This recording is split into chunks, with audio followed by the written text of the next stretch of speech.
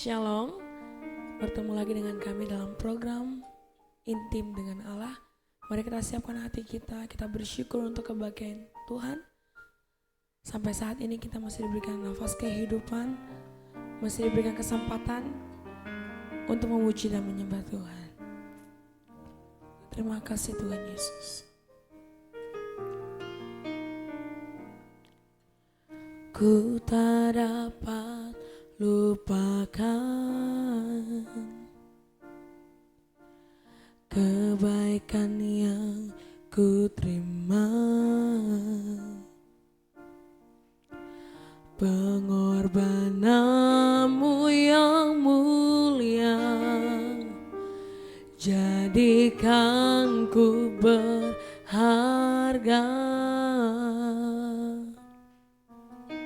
Kau tulus menerima aku apa adanya. Kekuatan kasih-Mu nyata memulihkan hidupku.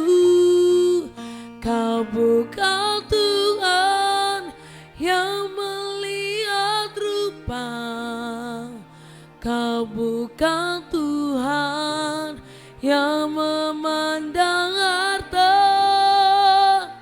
Hati hamba yang selalu Kau cari, biar Kau temukan di dalamku.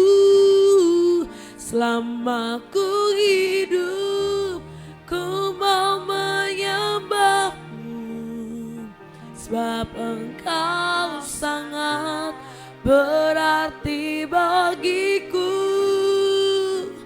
Yang terbaik yang ada padaku,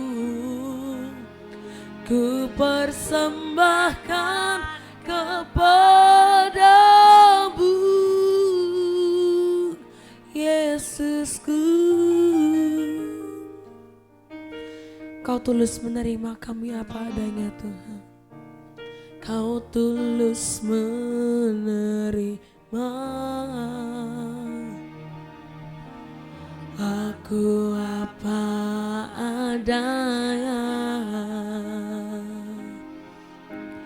Kekuatan kasih-Mu nyata memulihkan hidupku. Kau bukan Tuhan yang melihat rupa, Kau bukan Tuhan yang memandang harta. Hati hamba yang selalu Kau cari, biar Kau temukan di dalamku. Selama ku hidup, ku mau menyembah-Mu, sebab Engkau sangat berarti bagiku. Yang terbaik yang ada padaku, ku persembahkan kepada Kau bukan Tuhan, Tuhan yang melihat rupa, Kau bukan Tuhan yang memandang harta. Hati hamba yang selalu Kau cari, biar Kau temukan di dalamku. Selama ku hidup, ku mau menyembah-Mu, sebab Engkau sangat berarti bagiku. Yang terbaik yang ada padaku, ku persembahkan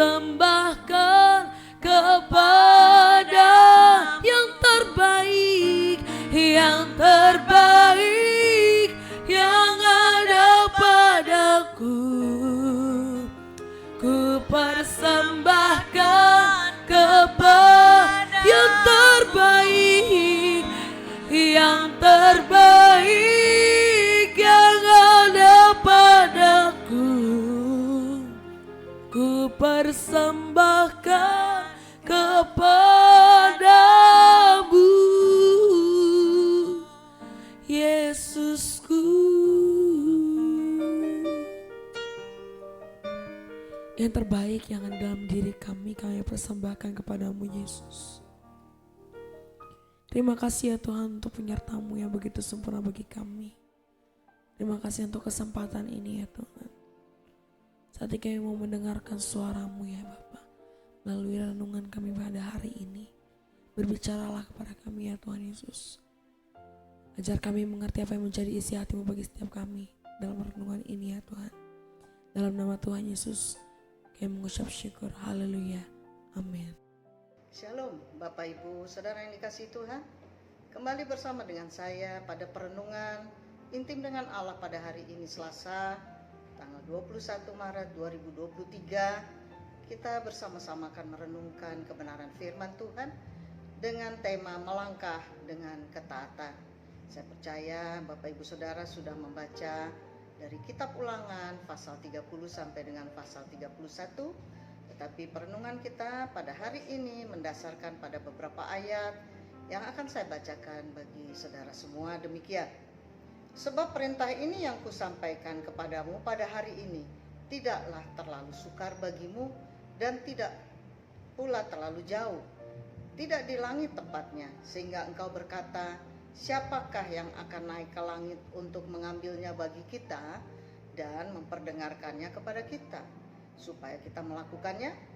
Juga tidak di seberang laut tempatnya sehingga engkau berkata, siapakah yang akan menyeberang ke seberang laut untuk mengambilnya bagi kita dan memperdengarkannya kepada kita, supaya kita melakukannya? Tetapi firman ini sangat dekat kepadamu, yakni di dalam mulutmu dan di dalam hatimu untuk dilakukan. Nah, firman Tuhan ini diambil dari Ulangan 30 ayat 11 sampai dengan yang ke-14. Saya akan bacakan lagi yang diambil dari ayat 17 sampai 18 yang berkata, tetapi jika hatimu berpaling dan engkau tidak mau mendengar, bahkan engkau mau disesatkan untuk sujud menyembah kepada Allah lain dan beribadah kepadanya, maka aku memberitahukan kepadamu pada hari ini bahwa pastilah kamu akan binasa, tidak akan lanjut umurmu di tanah kemana engkau pergi menyeberang sungai Yordan untuk mendudukinya. Nah saudara, perenungan kita pada hari ini dalam perenungan intim dengan Allah, kita akan belajar kebenaran firman Tuhan tentang melangkah dengan ketaatan. Taat artinya senantiasa tunduk dan patuh kepada seseorang atau kepada peraturan, seperti taat kepada Tuhan, kepada pemimpin, kepada pemerintah dan sebagainya. Taat berarti tidak berbuat curang, tetapi selalu setia melakukan apa yang harus dilakukan sepanjang tidak melanggar ketetapan. Arti ketaatan adalah kepatuhan, kesetiaan, kesalehan yang tidak mengganggu kedamaian atau keadilan dalam komunitas. Ketaatan merupakan hasil akhir dari perubahan perilaku yang dimulai dari peningkatan pengetahuan. Setelah seseorang mendapatkan pengetahuan yang baik tentang sesuatu, maka dia akan merubah sikap terhadap pengetahuan tersebut dan selanjutnya dia akan merubah perilakunya. Beberapa contoh dari ketaatan adalah patuh terhadap orang tua, menghormati keluarga untuk menjaga nama baik keluarga, mentaati peraturan yang dibuat dalam keluarga atau komunitas yang disepakati bersama, mendengar nasihat orang tua, setia dalam beribadah, patuh dan taat terhadap peraturan pemerintah dan sebagainya. Nah saudara, Alkitab mengajarkan kepada semua orang percaya untuk taat kepada perintah-perintah Tuhan. Ketaatan kepada Tuhan artinya memperhatikan dengan seksama apa yang Tuhan perintahkan kepada kita untuk dilaksanakan dan tidak dilanggar. Tidak taat artinya kita lebih mengasihi diri sendiri, kedagingan, dan mengasihi dosa. Sekalipun tetap setia beribadah, ketaatan tidak bisa dipaksa karena harus keluar dari ekspresi hati yang mengasihi dan menghormati Tuhan dengan sungguh-sungguh. Tuhan Yesus Kristus telah taat secara mutlak karena ketaatannya berorientasi kepada kehendak Bapa. Ketaatan yang berorientasi kepada kehendak Allah akan menghasilkan ketaatan yang mutlak tanpa ada pertanyaan-pertanyaan yang meragukan perintah-perintah yang ada.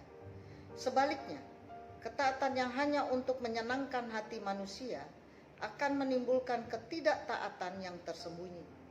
Ketaatan Tuhan Yesus dibuktikan sampai ia mati di kayu salib. Saudara bisa membacanya dalam Filipi 2 ayat yang ke-8.